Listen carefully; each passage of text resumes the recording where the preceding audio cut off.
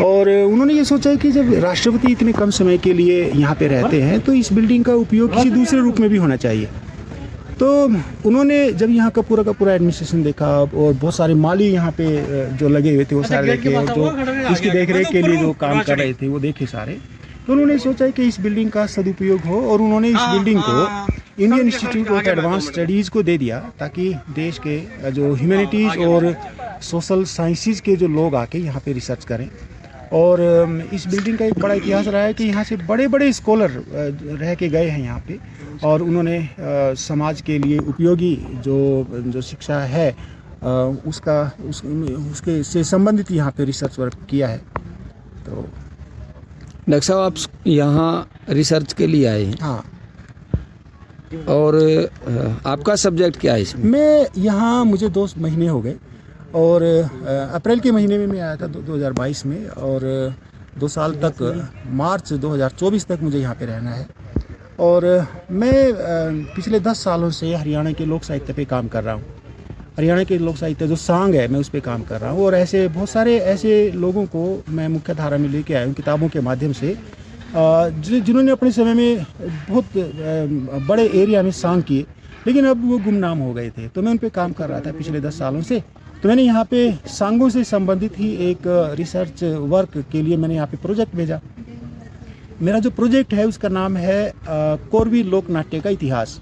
जो कोरवी जो लोक नाट्य है, कोरवी जो क्षेत्र है, ये पश्चिमी उत्तर प्रदेश से लेके और पूरा हरियाणा उसमें आ जाता है। पश्चिमी उत्तर प्रदेश का मतलब मुरादाबाद, बुलंदशहर, मेरठ, शामली, मुजफ्फरनगर, ये पूरा एरिया, और पूरा जो हरियाणा का जो यमुना से जुड़ी हुई जो बेल्ट है, उसमें जितने भी संगी हुए, जितने भी भजनी हुए, लोक नाट्यकार, लोक कलाकार हुए, उनका जो मुझे इतिहास लिखना है यहाँ पे आके।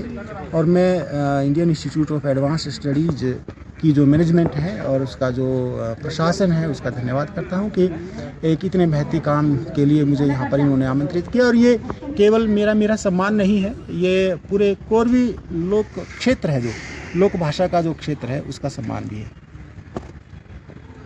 तो जो आप सब्जेक्ट बता रहे हैं, जैसे आप हिंदी भाषी क्षेत्र से आए हैं, हरियाणा की बेल्ट की आप बात करें, जैसे सांग है या जो भी लोक गाथाएं हैं, तो जिस बेल्ट में आप रिसर्च कर रहे हैं, इसमें आपको जो यहाँ प्रोफेसर हैं, तो क्या इसको एक्सेप्ट कर पा रहे हैं? हाँ, बिल्कुल कर पा रहे हैं। देखिए, लोक साहित्य है ना, जो वो हमारी धरोहर है एक तरह से, और लोक साहित्य का संकलन और संपादन होना ही चाहिए।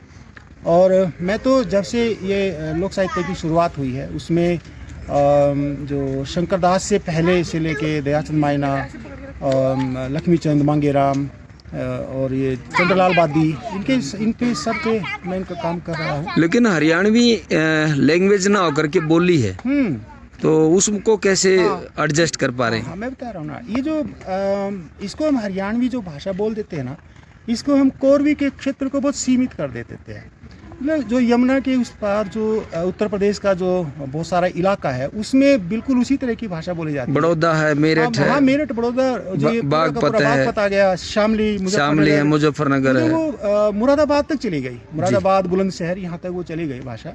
तो ये और हरियाणा की जो भाषा है एक जैसी है। और आपको बड़ी हैरानी होगी कि हरियाणा के बहुत सारे जो संगी और जो लोक नाट्य, इनको हम शास्त्रीय भाषा में लोक नाट्यकार कहते हैं, वैसे संगी है, वो उत्तर प्रदेश में बहुत फेमस थे। और उत्तर प्रदेश के जो लोक नाट्यकार है या जो सांगी है, वो हमारे हरियाणा में बहुत फेमस थे। जी, 2 कवियों के मैं नाम बता सकता हूँ। जैसे चंद्रलाल बादी है, वो उत्तर प्रदेश के दत्तनगर के रहने वाले थे, वो जो मेरठ और बागपत के बीच में पड़ता है।